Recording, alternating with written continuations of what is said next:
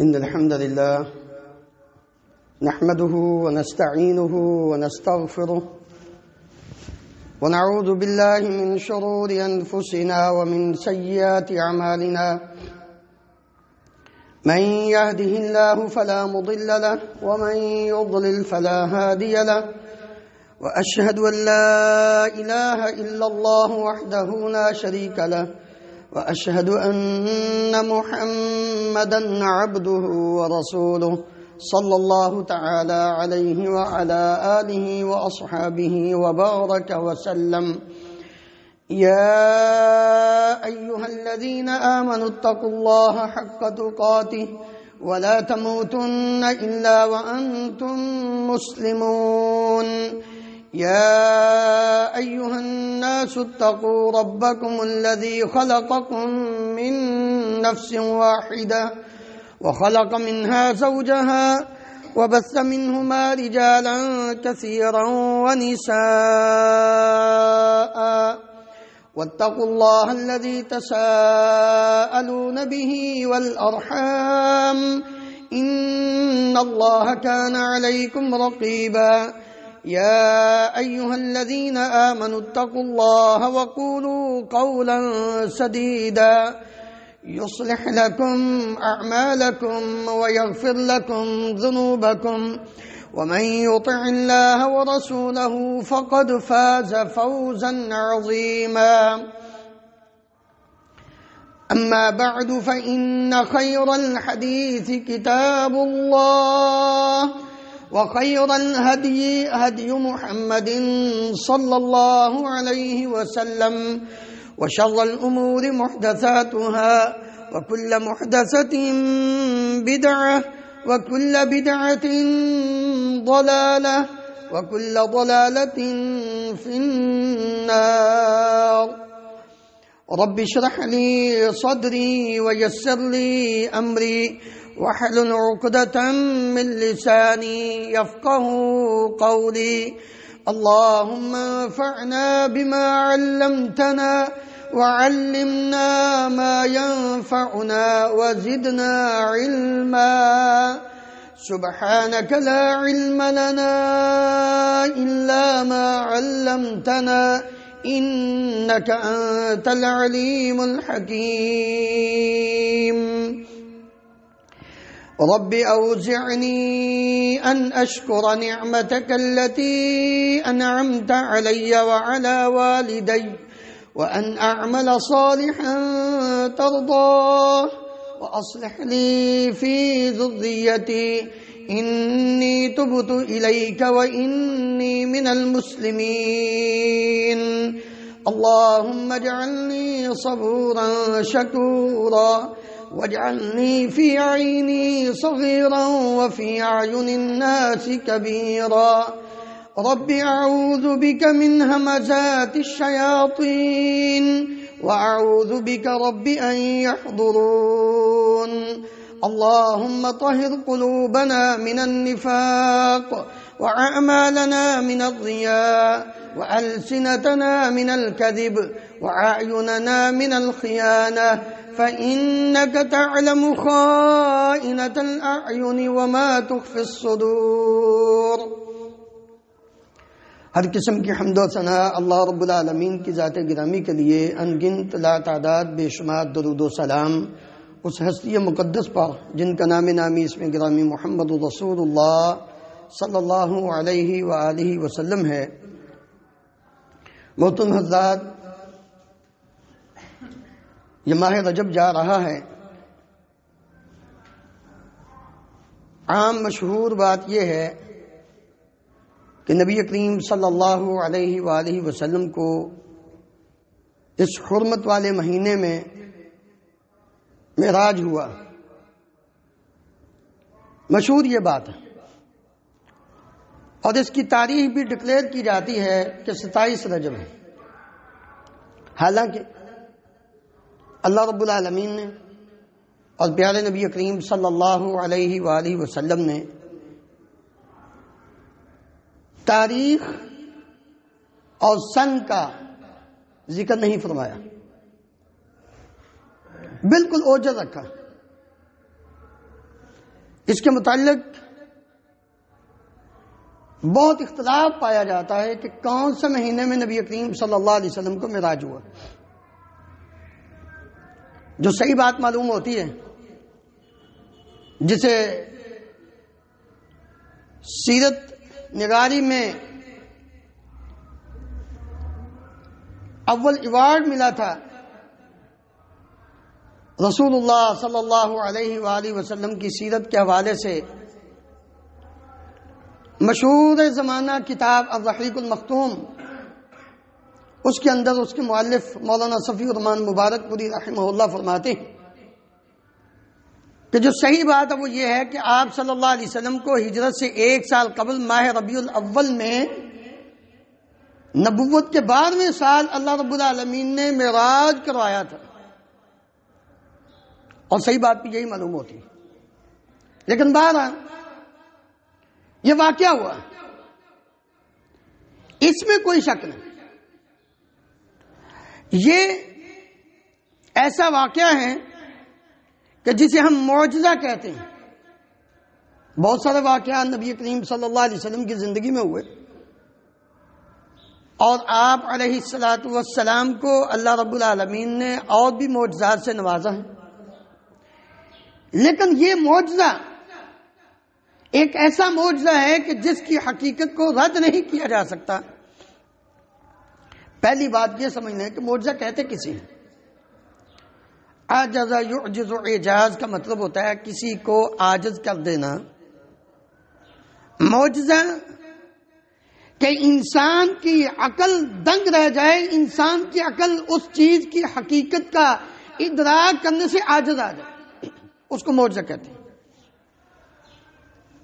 کیوں؟ کہ اس عمل کے اندر انسان کا کوئی دخل نہیں ہوتا، کام اس سے سرزد ہوتا ہے، حقیقت میں قدرت اس میں رب العالمین کی ہوتی۔ تو جہاں مالک الملک کی قدرت آ جائے وہاں انسان کی عقل کا کیا کام ہے؟ پھر نبی کریم صلی اللہ علیہ وآلہ وسلم کو یہ جو صبر کرایا ہے اللہ رب العالمین نے، یہ روح مال جسم زندگی میں حالت بیداری میں، اس کے اوپر شواہد اور دلائل اگر قرآن مجید کی اس آیت کو ہی صحیح معنوں میں سمجھا جائے تو نظر آ جاتے ہیں۔ سبحان الذی اسری بعبدہ لیلا من المسجد الحرام الى المسجد الاقصى الذي باركنا حوله۔ سبحان کا لفظی ترجمہ پاک، ہر نقص، ہر عیب، ہر کمی کوتاہی سے پاک ذات ہے اس اللہ کی۔ یہ عام ترجمہ ہے۔ یہاں رب العالمین نے اس لفظ کا استعمال کیوں کیا ہے؟ 2 وجوہات ہیں۔ ایک تو مالک الملک اس بات کا اظہار کرنا چاہتے تھے کہ میں اپنی قدرت کا اظہار کرنا چاہتا ہوں تاکہ لوگوں کو یہ بات سمجھ آ جائے کہ جو یہ سفر اتنا عظیم سفر ہوا ہے امام الانبیاء محمد رسول اللہ صلی اللہ علیہ وسلم کو، اس میں آپ کی اپنی مرضی شامل نہیں تھی۔ کیوں؟ اس لیے دوسری وجہ اس کے ساتھ ملتی ہے۔ ایک دن مکے والوں نے رسول اللہ صلی اللہ علیہ وآلہ وسلم کو کئی باتیں کہی۔ تیرا گھر سونے چاندی کا ہونا چاہیے، تیرے باغات ہونے چاہیے، تو آسمان پہ چڑھتا ہوا ہمیں نظر آئے اور آسمان سے ایک کتاب نازل کر کے لے کر آئے اور ہم اس کو پڑھیں، اور ساتھ یہ بھی کہتے وَلَن نُؤْمِنَ لِرُقِيِّكَ حَتَّى تُنَزِّلَ عَلَيْنَا كِتَابًا نَقْرَأُهُ۔ صرف تو آسمان پہ چڑھتا ہوا نظر آئے ہم پھر بھی ایمان نہیں لائیں گے جب تک وہاں سے ایک کتاب نہ لے کر آئے، ہم اسے پڑھیں۔ یہ ساری باتیں جب انہوں نے کر لی تو رسول اللہ صلی اللہ علیہ وسلم کو اللہ رب العالمین فرماتے ہیں پیارے پیغمبر علیہ الصلوۃ والسلام بیوقوف، یہ بیوقوف ہیں، مت ماری ان کی۔ آپ ان سے کہہ دیے کل سبحان ربی ہل کنت الا بشر رسولا، کئی باتیں سمجھا دی اس آیت کے اس حصے میں. اللہ رب العالمین نے عقیدہ سمجھا دیا مسلمانوں کو. کہہ دیجئے قل سبحان ربی، میرا رب قادر مطلق ہے، اس کی قدرت باکمال ہے، وہ ہر نقص اور عیب سے پاک ہے. جہاں انسان کا کمال پورا ہوتا ہے وہاں رب العالمین کی ابتدا ہوتی ہے. تم کیا کہتے ہو؟ انسان جتنا مرضی کمال کو پہنچ جائے وہ اس کے اندر نقص پایا جاتا ہے، رب العالمین کی ذات کے اندر کوئی نقص نہیں ہے. میں اللہ اکبر ہل کنت الا بشر رسولا، میں تو صرف ایک رسول ہوں، بشر ہوں. نبی کریم صلی اللہ علیہ وسلم کو انسان مان لو یار، کیوں اپنے عقیدے کا بڑا غلط کر رہے ہو؟ انسان ہیں، آدم علیہ السلام کی اولاد سے ہیں، فرشتوں سے نہیں ہیں، نور من نور اللہ نہیں ہیں.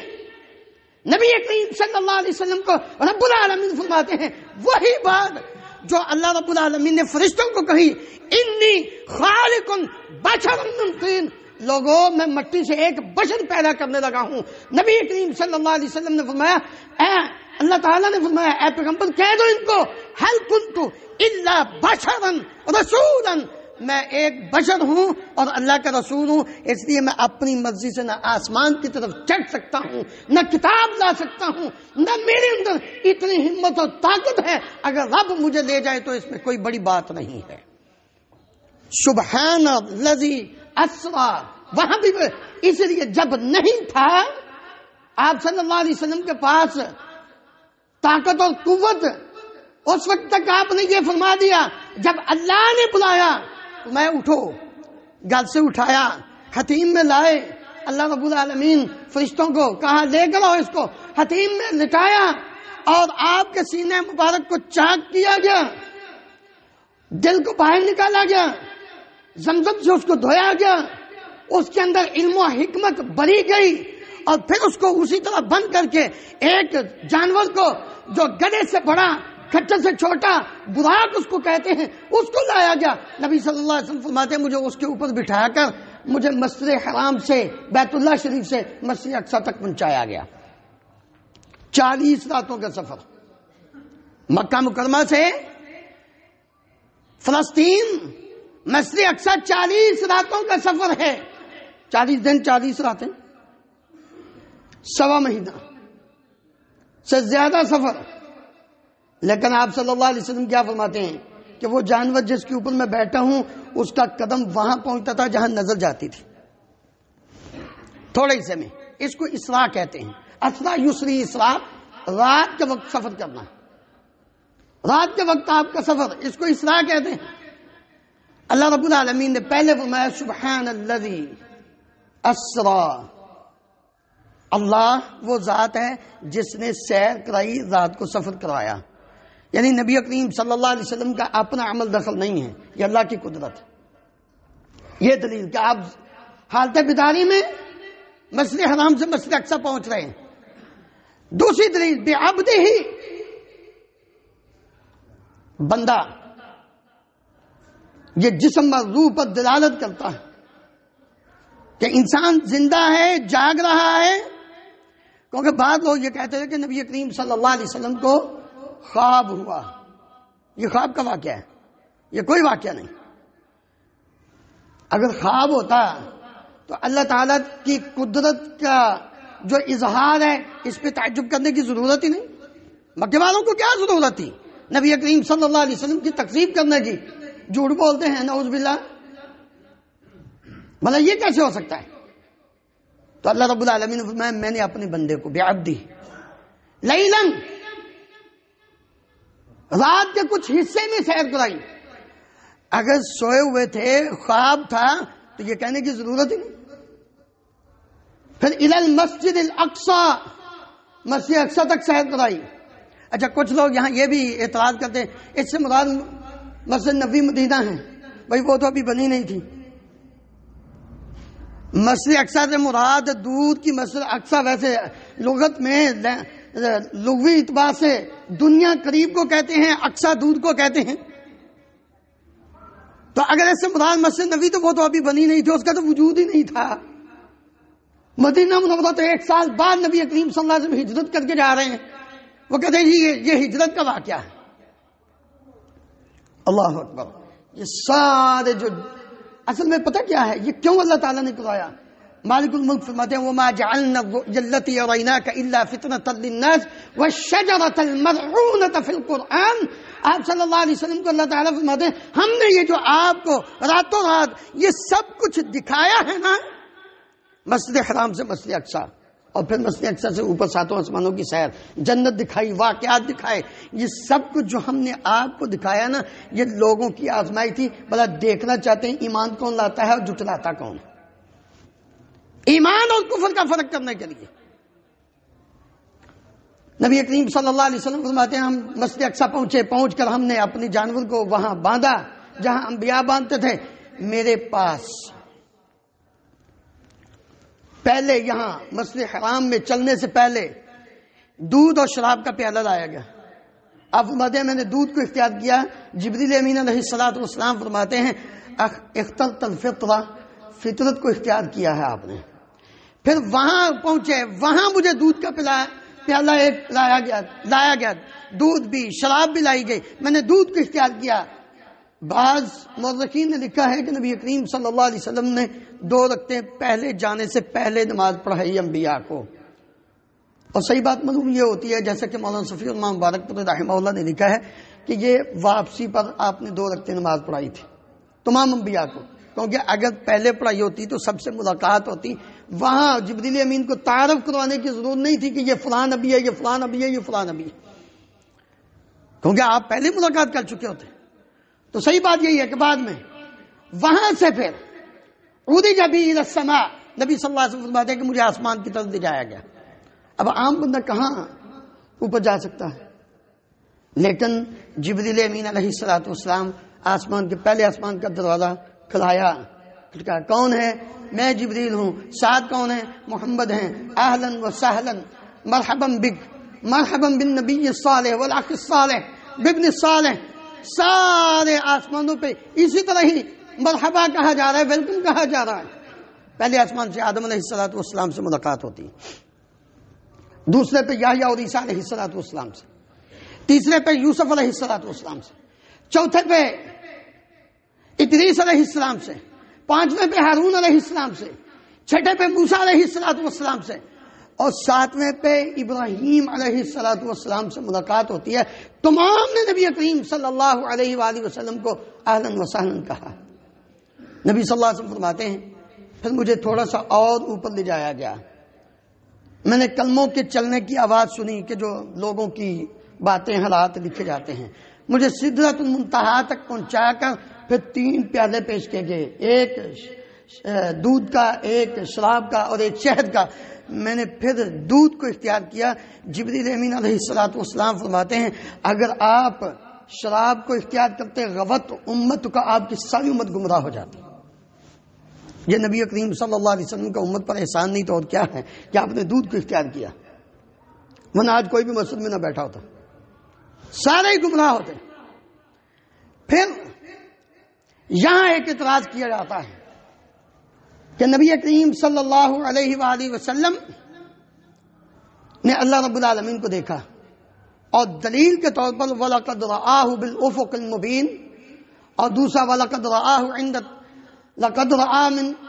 عند سدرۃ المنتہا، سدرۃ المنتہا پر نبی کریم صلی اللہ علیہ وسلم نے اس کو دیکھا، تو اس سے مراد جبریل امین علیہ الصلوۃ والسلام ہے، اللہ تعالیٰ کو نہیں دیکھا۔ ام المومنین سیدہ عائشہ صدیقہ رضی اللہ عنہا کہتی ہیں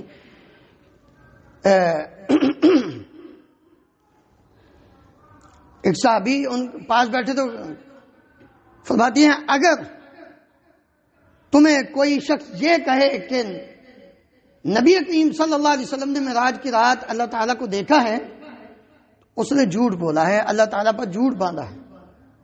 جب نبی کریم صلی اللہ علیہ وسلم سے یہ پوچھا گیا تھا کہ آپ نے معراج کی رات اللہ تعالیٰ کو دیکھا ہے، تو آپ نے ہوا نور انا یرا لا تدرکہ الابصار وہو یدرک الابصار وہو اللطیف الخبیر، اس دنیا کی آنکھ کے اندر اتنی ہمت اور سکت ہی نہیں کہ وہ اللہ رب العالمین کو دیکھ سکے.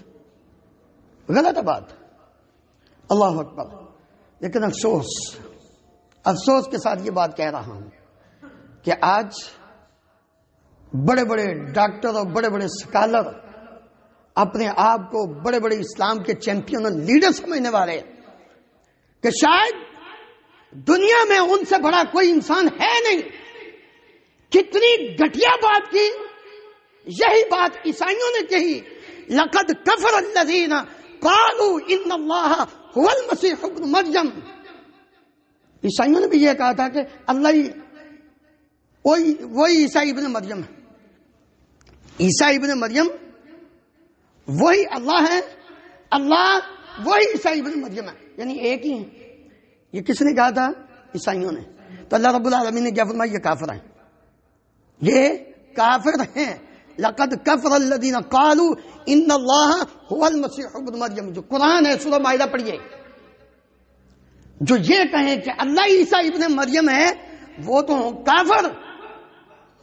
اور آج کا مسلمان اپنے آپ کو مسلمان کہلوانے والا دعویٰ کرنے والا کہ میں مومن ہوں، اور وہ کہتا ہے کہ جب سدرۃ المنتہا سے اوپر عرش کے قریب ہوتے ہیں، عرش کی طرف اوپر سفر ہوتا ہے، ہک ہو گئے. ہک ہے. جو ہک کو ڈو کہے وہ کافر تے مشرک ہے. غور فرمائیں کیا کہہ رہا ہے کہ جب آسمان سے اوپر سدرۃ المنتہا سے اوپر ہوتے ہیں پھر ایک ہی ہو گئے. بشریت کا لباس بھی اتر جاتا ہے، نوریت کا لباس بھی اتر جاتا ہے، پھر ایک ہی ہو گئے. کون ایک ہو گئے؟ جو ایک کو دو کہے یعنی اللہ الگ، محمد صلی اللہ علیہ وسلم الگ. یہ تو ایک ہو گئے. اب اللہ محمد نعوذ باللہ اور محمد اللہ نعوذ باللہ. یہ ہے یہ مسلمان اپنے آپ کو شیخ الاسلام اور اپنے آپ کو ڈاکٹر اور لیڈر سمجھنا، دین کا چیمپئن سمجھنا. عقیدہ یہ اگر عیسائی کافر ہیں تو اس عقیدے کی بنا پر کوئی انسان جب یہ کہتا ہے وہ بھی دائرہ اسلام سے خارج ہے. ہم نے دین کو مذاق بنایا اور کہتے ہیں جی جو ٹی وی پہ آگے باتیں چل جائے بس وہ بڑا عالم ہے. اور کبھی پوچھو تو صحیح بیوقوف انسان، یہ اس کی بات، یہ اس پہ کے پیچھے عقیدہ کیا ہے؟ کیا نبی کریم صلی اللہ علیہ وسلم اور اللہ تعالیٰ ایک ہے؟ نعوذ باللہ.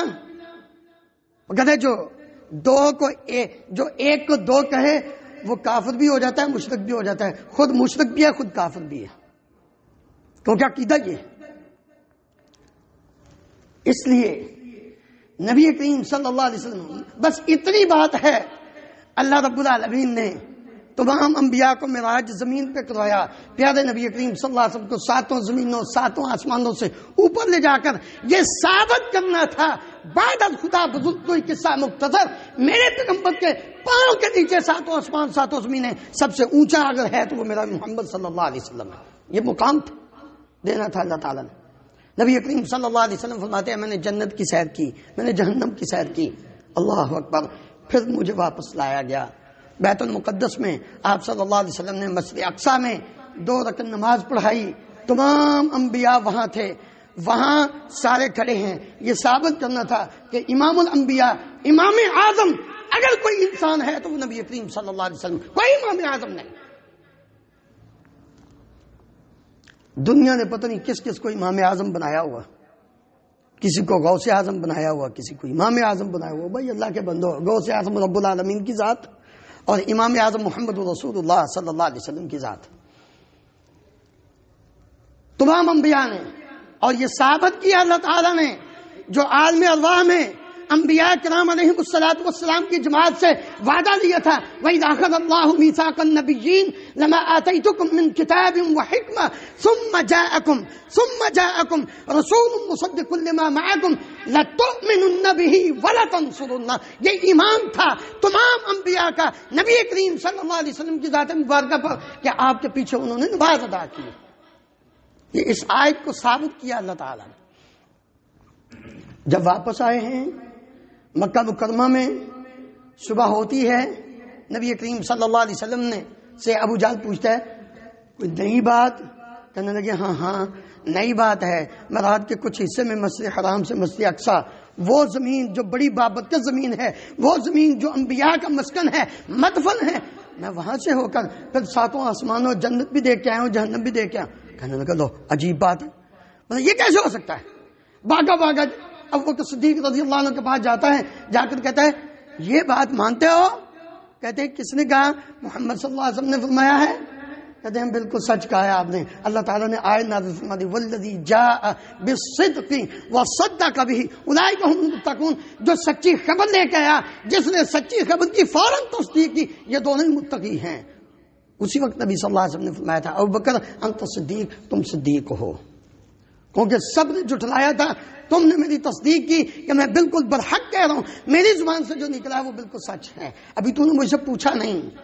اللہ اکبر. نبی صلی اللہ علیہ وسلم فرماتے ہیں سارے مکے کے مشرک اکٹھے ہو کے کہتے ہیں اچھا بتاؤ، کیونکہ پہلی بار گئے تھے، یہ تو جاتے رہتے تھے، ذرا بتاؤ مسجد کے دروازے کتنے ہیں، اس کا حدود بیان کرو، اس کے دائیں بائیں آگے پیچھے کون سی چیزیں ہیں. آپ صلی اللہ علیہ وسلم سے وہ سوال پوچھتے جاتے، آپ ان کو بتائیں. ایک آدھ سوال ابھی بتایا، جواب دیا، ظاہر بات ہے اتنی جلدی کون سی چیز ذہن میں رہتی. کہنے لگے ایک دفعہ مجھے تھوڑی سی مشکل محسوس ہوئی، اللہ رب العالمین نے اپنی کمال قدرت کے ساتھ میرے سامنے اس طرح مسجد اقصیٰ کو لے آئے، سامنے لا کے میری آنکھوں کے سامنے کھڑا کر دیا. مجھے یوں محسوس ہوا کہ یہ میرے سامنے. وہ پوچھتے جاتے میں بتاتا جاتا تھا. یہ ہے نبی کریم صلی اللہ علیہ وسلم کا معجزہ. پھر اللہ تعالیٰ نے اپنے پاس بلا کے ایک خاص تحفہ دیا. بھائیو دنیا کا تحفہ، دنیا تحفہ دے نا، دنیا بادشاہ، تم اس کو بڑا سنبھال کے اور اس کی تشہیر کرتے ہیں، اس کو دکھاتے ہیں، اس کو سنبھال کر رکھتے ہیں، کبھی ضائع نہیں ہونے دیتے. یہ تو بادشاہوں کے بادشاہ نے تحفہ دیا ہے. 5 نمازیں کتنی ہم ضائع کرتے ہیں، ذرا سوچئے. تھوڑا نہیں، پورا سوچئے. 5 نمازیں یہ رب العالمین کی طرف سے تحفہ ہے. ہیا خمسن وہی خمسون. نبی صلی اللہ علیہ وسلم کو اللہ رب العالمین نے 50 نمازیں دی. موسیٰ علیہ السلام کے کہنے پر بار بار جاتے رہے، کم ہوتی نہیں. اللہ تعالیٰ نے فرمایا اے محمد صلی اللہ علیہ وسلم پڑھو 5، اجر و ثواب 50 کا دوں گا. من جاء بالحسنۃ فلہ عشر امثالھا. ایک عمل کرو گے 10 کا ثواب ملے گا، 5 پڑھو 50 کا اجر و ثواب. لیکن ہم یا تو بالکل پڑھتے ہی نہیں، کوئی 8 کا، کوئی 60 کا، کوئی 61 کا، کوئی 360 کا. ہماری مسلمانوں کی حالت یہ ہے.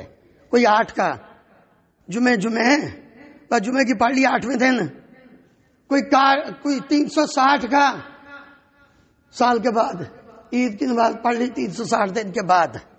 اور کوئی 61 کا، وہ ساری زندگی پڑھتا نہیں، اس کو اٹھا کے وہ 4 پائی جو جس کے اوپر میت کو رکھا جاتا ہے اس کو کاٹ بولتے ہیں. وہ کوئی کاٹ کا، وہ خود نہیں پڑھتا، اس کی پڑھی جاتی ہے. ہم مسلمان یہ ہیں، ہم نے رب العالمین کے تحفے کی قدر نہیں کی.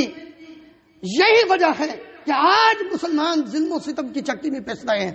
ہم نے جو ہمارا مقام تھا ان صلاتی و نسکی و محیای و مماتی للہ رب العالمین لا شریک لہ وبذلک امرت وانا اول المسلمین. اللہ رب العالمین نے فرمایا ان سے یہ کہہ دو، یہ میری نماز، میری قربانی، میری بدنی عبادت، مالی عبادت، میری زندگی، میری موت، یہ سب کچھ اللہ تعالیٰ کے لیے. اللہ اکبر. میرے عزیز بھائیوں، نبی کریم صلی اللہ علیہ وسلم نے فرمایا اس رات مجھے بہت سارے واقعات میں گزرا، بڑی عجیب، بڑی خوبصورت، بڑی اچھی خوشبو آئی. میں نے کہا یہ خوشبو کس بات کی ہے؟ کہنے لگا یہ بنت فرعون کو کنگھی کرنے والی عورت کی خوشبو ہے. اللہ اکبر.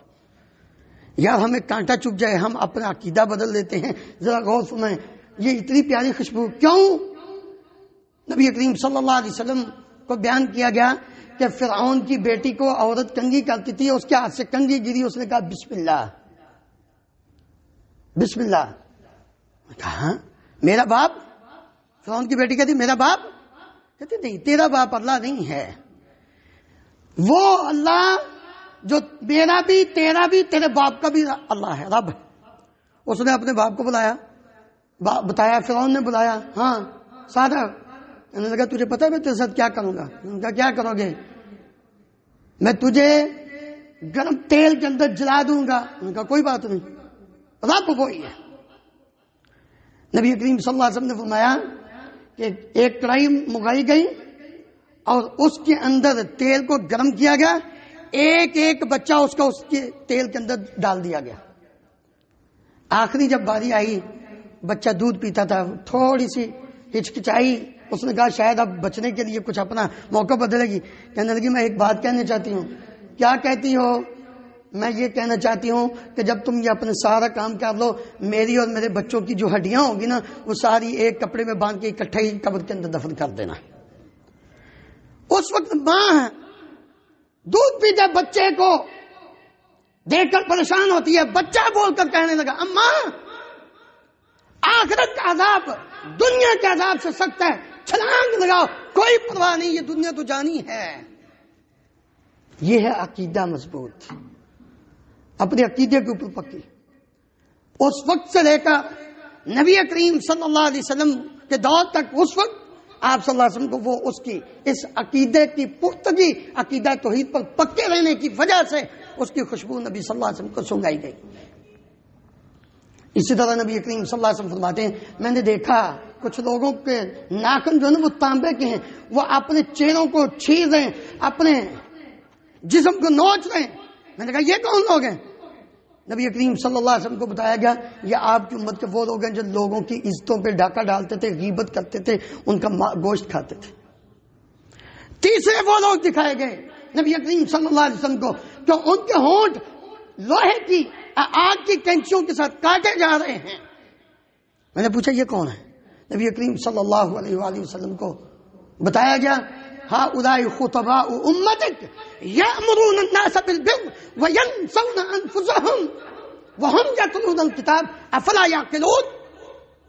یہ آپ کی امت کے خطباء ہیں جو لوگوں کو نیکی کا حکم دیتے تھے، خود بھول جاتے تھے نیک عمل کرنا اور کتاب بھی پڑھتے تھے۔ ہؤلاء خطباء امتک یأمرون الناس بالبر وینسون انفسهم، لوگوں کو نیکی کا حکم دینے والے، یہ لوگوں کو کہتے یہ کام کرو خود کرتے نہیں۔ قیامت کا دن اللہ رب العالمین ان کو یہ سزا دے گا۔ اس لیے میرے عزیز بھائیوں، ہمیں اس معجزے کی حقیقت اور اس پہ جو واقعات ہیں یہ ہمارے لیے بہت بڑے درس اور سبق ہیں۔ اللہ تعالیٰ ہم سب کو سمجھنے کی، عمل کرنے کی توفیق عطا فرمائے۔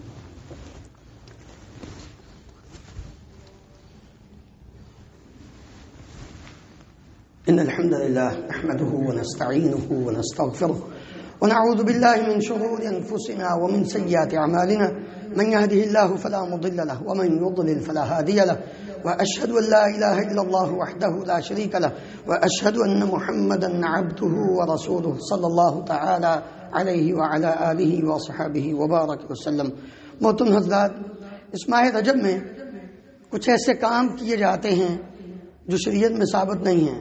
مثلا اس کی پہلی جمعرات کو ایک نماز صلاۃ الغائب کے نام سے پڑھی گئی ہوگی، بعض لوگوں نے پڑھی ہوگی، بدعت ہے۔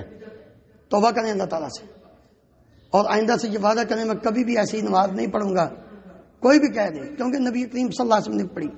اور بدعتی آدمی جب تک اس بدعت کو چھوڑ نہیں دیتا اس وقت تک اسے توبہ کی توفیق نہیں ہوتی۔ دوسرا کام جو کیا جاتا ہے،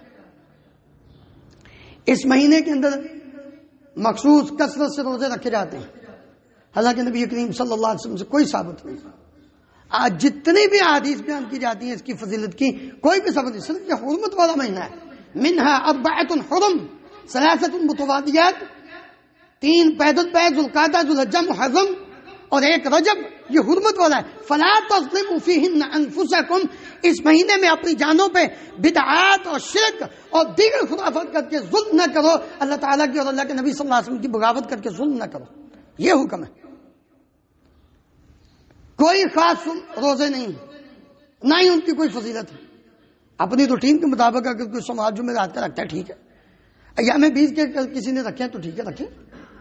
پھر ایک کام اور، اس مہینے میں خاص کر لوگ جاتے ہیں عمرہ کرنے کے لیے اور فضیلت بیان کی جاتی ہے، بالکل عام روٹین میں جائیے، یہ کہنا کہ نبی کریم صلی اللہ علیہ وسلم نے رجب میں عمرہ کیا، کوئی کیا نہیں. 4 عمرے کیے، چاروں کے چاروں نبی کریم صلی اللہ علیہ وسلم کے ذوالقعدہ میں، 3 حج سے پہلے اور 1 حج کے ساتھ.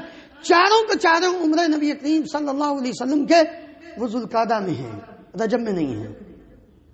تو ذوالقعدہ میں بھی خاص فضیلت تو نہیں، آپ کو موقع ہی اس وقت ملا تھا. آپ صلی اللہ علیہ وسلم نے تو یہ فضیلت بیان کی ہے کہ العمرۃ فی رمضان کا حجۃ معی، جو رمضان المبارک میں عمرہ کرتا ہے وہ یوں سمجھے جیسے اس نے میرے ساتھ حج کیا ہے. یہ فضیلت ہے. تیسرا کام یہ کیا جاتا ہے، اس مہینے کے اندر رجب کے کنڈے 22 رجب کنڈے تمہارے ایمان کا بھی کنڈا کرتے ہیں اور تمہارے مال کا بھی کنڈا کرتے ہیں، بیڑا غرق کر دیتے ہیں انسان کا. کیا ہے بھائیو؟ کیوں؟ آخر دین کے ساتھ اس کا تعلق ہے. یہ ابھی 150 سال پہلے انڈیا میں ایک انسان، اس کو خواب آیا کہ مجھے امام جعفر صادق ملے ہیں. انہوں نے کہا 22 رجب کو کنڈے دینا. بھائی یہ 150 سال بعد دین بنے گا. اور پھر امام جعفر صادق کو اس نے دیکھا تھا جس کو یہ خواب آیا، اور یہ کوئی نبی ہے جس کو خواب آیا؟ جس کا نبی کا خواب بھی دین ہوتا ہے. یہ جس کو خواب آیا یہ نبی ہے. اس کی بات اپ نے مان لی، لیکن محمد رسول اللہ صلی اللہ علیہ وسلم کی بات نہیں مانی. علیکم بسنتی وسنت الخلفاء الراشدین المہدیین عضوا علیہا بالنواجذ وإیاکم ومحدثات الامور فإن کل بدعۃ ضلالہ. نبی کریم صلی اللہ علیہ وسلم تو یہ فرمایا ہے میری سنت پر عمل کرو، بدعت سے بچ جاؤ. اور ہم نے 150 سال یعنی 1400 سال بعد ایک انسان پیدا ہوتا ہے، اس کو ایک خواب آتی ہے اور ہم اس کی بات کو مان لیتے ہیں. دراصل بات یہ ہے، نہ 22 رجب کو امام جعفر پیدا ہوئے، نہ امام جعفر رحمہ اللہ کی کوئی وفات ہوئی. اصل میں بغض معاویہ کی وجہ سے، کیونکہ اس دن معاویہ رضی اللہ عنہ 22 رجب کو فوت ہوئے تھے. لوگوں نے اپنا سینے کے اندر جو بغض ہے اس کی وجہ سے اس دن سبیلیں لگانا شروع کر دی، خوشی منانا شروع کر دی کہ معاویہ اس دن فوت ہوئے تھے. اور یاد رکھو، جو کسی صحابی کے بارے میں دل میں بغض رکھتا ہے وہ مومن نہیں ہے، مسلمان نہیں ہے. من احبهم فبحبی احبهم ومن ابغضهم فببغضی ابغضهم.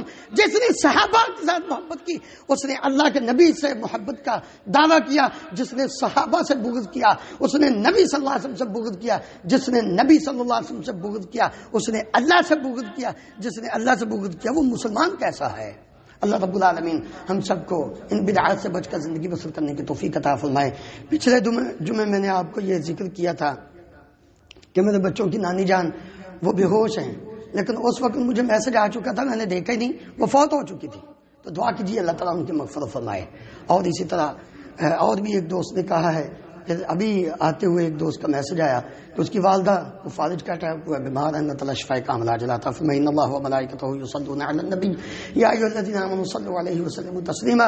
اللهم صل علی محمد وعلی آل محمد كما تحب وترضى. اللهم اغفر لنا وللمؤمنین والمؤمنات والمسلمین والمسلمات الاحیاء منهم والاموات. اللهم اغفر لجميع موتى المسلمين الذين شهدوا لك بالوحدانية ولنبيك بالرسالة وماتوا على ذلك. اللهم اغفر لهم وارحمهم وعافهم واعف عنهم وأكرم نزلهم ووسع مدخلهم واغسلهم بالماء والثلج والبرد. اللهم أعيذهم من فتنة القبر ومن عذاب النار. اللهم أدخلهم الجنة الفردوس الأعلى مع النبيين والصديقين والشهداء والصالحين وحسن أولئك رفيقا. اللهم اشف مرضانا ومرضى المسلمين. أذهب الباس رب الناس واشف أنت الشافي لا شفاء إلا شفاؤك شفاء لا يغادر سقما. اللهم انصر الإسلام والمسلمين. اللهم انصر إخواننا المسلمين المستضعفين في فلسطين وغزة. اللهم انصرهم نصرا عزيزا وافتح لهم فتحا مبينا. اللهم عليك باليهود وعوانهم فإنهم لا يعجزونك. اللهم شتت شملهم ومزق جمعهم وخذب بنيانهم وأنزل بهم باسك الذي لا تضده عن القوم المجرمين. اللهم أرنا الحق حقا وارزقنا اتباعه وأرنا الباطل باطلا وارزقنا اجتنابه. اللهم آمنا في أوطاننا واجعل هذا البلد آمنا مطمئنا رخاء سخاء وسائر بلاد المسلمين. سبحان ربك رب العزة عما يصفون وسلام على المرسلين والحمد لله رب العالمين. واقم الصلاة.